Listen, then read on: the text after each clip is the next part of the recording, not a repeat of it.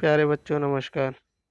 मैं आपका हिंदी का टीचर ए.के. तिवारी उपस्थित हूँ वर्कशीट संख्या 61 को लेकर, जो दिनांक 27/11 सन 2020 की है। विषय हिंदी।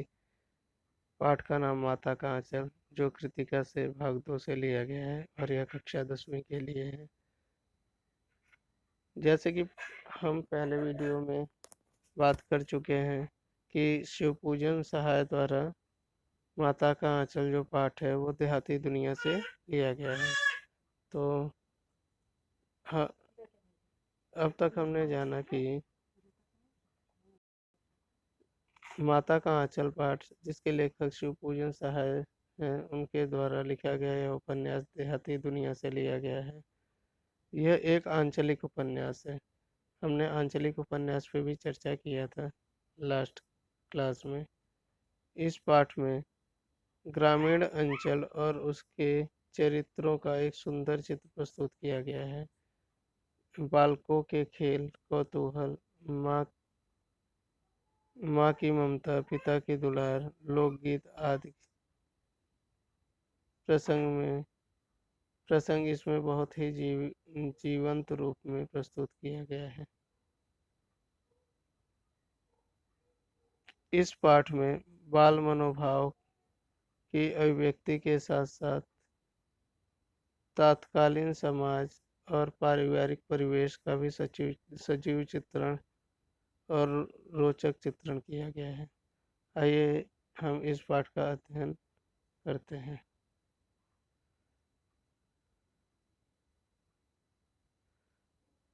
जहाँ लड़कों का संग तहाँ बाजे मृदंग, जहाँ बूढ़ों का संग तहाँ खर्चे का तंग। हमारे पिता तड़के उठकर निबट नहाकर पूजा करने बैठ जाते हैं। हम बचपन से ही उनके अंग लग गए थे। माता से केवल दूध पीने तक का नाता था, इसलिए पिता के साथ ही हम भी बाहर के बैठक में ही सोया करते थे। वह अपने साथ ही हमें भी उठाते और साथ ही नहला धुला कर पूजा के लिए बिठा लेते। हमें भभूत का तिलक लगा देने के लिए उनको दिक करने लगते। दिक यानी परेशान करने लगते थे। कुछ हंसकर, कुछ झुंझलाकर और कुछ डांटकर वह हमारे चौड़े लीलार अर्थात माथे पर में त्रिपुंड कर देते थे। त्रिपुंड अर्थात तिलक लगा देते थे। हमारे लीलार में भभूत, भभूत क्या होता है? राग, मतलब राग का तिलक होता है जो माथे पे लगाया जाता है।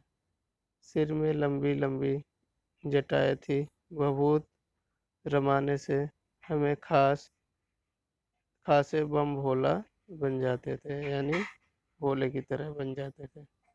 आइए प्रस्तुत पद्यांश पे आधारित प्रश्नों का उत्तर देते हैं।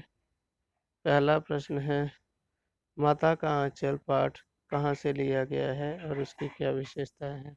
तो यह पाठ देहाती दुनिया नामक उपन्यास से लिया गया है और इसकी विशेषता यह है कि यह एक आंचलिक